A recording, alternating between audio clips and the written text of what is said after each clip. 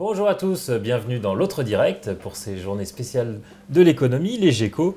Je suis avec Gaëlle Lesteven. Bonjour. Alors vous êtes pas économiste, vous êtes géographe et urbaniste, chargée de recherche au laboratoire Ville, Mobilité, Transport et enseignante à l'école des Ponts Paris Tech. Le débat du jour, c'est la voiture. La voiture, vers quel avenir, quelle révolution industrielle? Comment on se projette dans 10 ans, 20 ans dans nos centres urbains? Ah, excellente question. Alors, la voiture dans nos centres urbains, c'est presque provocateur comme question parce que on sait que la voiture, depuis un certain nombre d'années, on a voulu la sortir de nos centres urbains et aujourd'hui, elle revient d'une certaine manière sous un usage plus partagé, que ce soit en autopartage. À Lyon, vous avez aussi les voitures Bolloré, les Bluely. Des Bluely.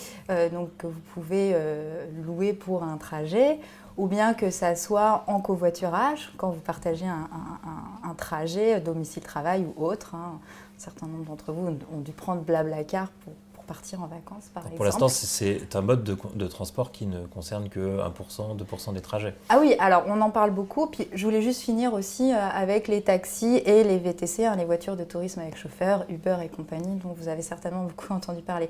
Donc on en parle beaucoup, ça change probablement. Après, quand on regarde les enquêtes ménage-déplacement, on voit que ça reste encore une petite part des déplacements quotidiens. Aujourd'hui, la dernière enquête sur l'aire métropolitaine lyonnaise montre que c'est la voiture, même si sa part a diminué, c'est la voiture particulière qui reste majoritaire. Et est-ce que ça va changer, ça ? Est-ce que ça va changer? Alors ça dépend des territoires dans lesquels on se trouve. Et ça, je pense que c'est un point important. Quel mode pour quel territoire? Quel est le domaine de pertinence du mode concerné? En centre urbain, oui, ça va changer. Oui, ça a déjà changé. Il y a d'autres modes qui sont plus pertinents pour des petites distances, que ce soit la marche, que ce soit le vélo. Le vélo à assistance électrique, par exemple, ici, ça montre, c'est pratique.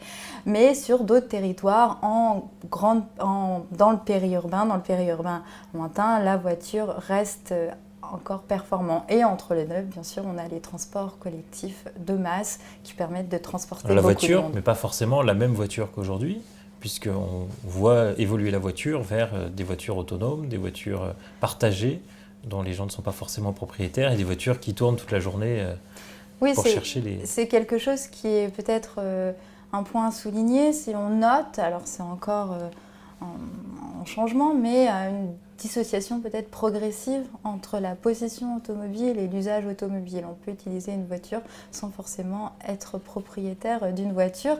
Et du coup, ça joue. On a ce qu'on appelle moins le réflexe automobile. On va être... le voyageur va être davantage multimodal, il va choisir le mode de transport le plus adapté au déplacement qu'il veut réaliser.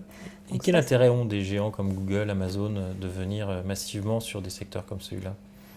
Alors, c'est peut-être pour maîtriser l'ensemble de la chaîne de valeur.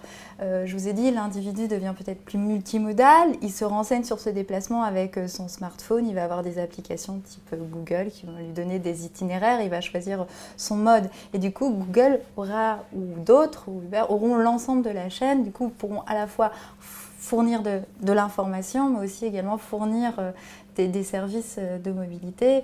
Et c'est un point sur lequel les constructeurs automobiles sont assez vigilants parce qu'ils veulent continuer à construire des automobiles, mais aussi devenir fournisseurs de services, produire des services liés à l'automobile, ne pas se faire des intermédiaires. Oui, l'enjeu pour les producteurs automobiles, c'est de pas devenir des fournisseurs demain de Google, mais de continuer à vendre des voitures directement à leurs clients.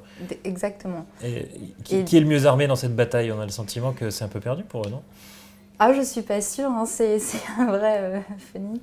Enfin, vous regardez la crise de 2008, on a cru que c'était la fin des constructeurs automobiles et ce n'est pas le cas.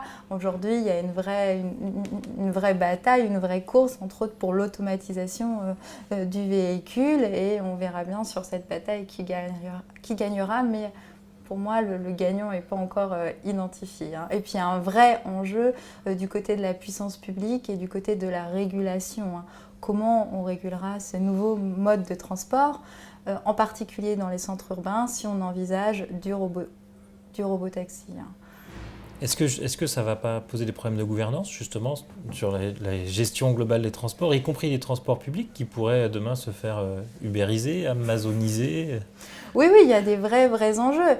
Aujourd'hui, on est dans un phénomène, on voit plus, ce qui est intéressant, c'est que jusqu'à présent, enfin en tout cas dans nos villes des pays du Nord, d'un côté, on va dire la voiture particulière, et de l'autre, les transports collectifs lourds. Je parle en termes de mode motorisé. Aujourd'hui, on est peut-être plus en plus dans un continuum avec du taxi ou du VTC de faible capacité, et peut-être de plus en plus des minibus taxis, etc., jusqu'à des transports collectifs lourds du type métro, TER.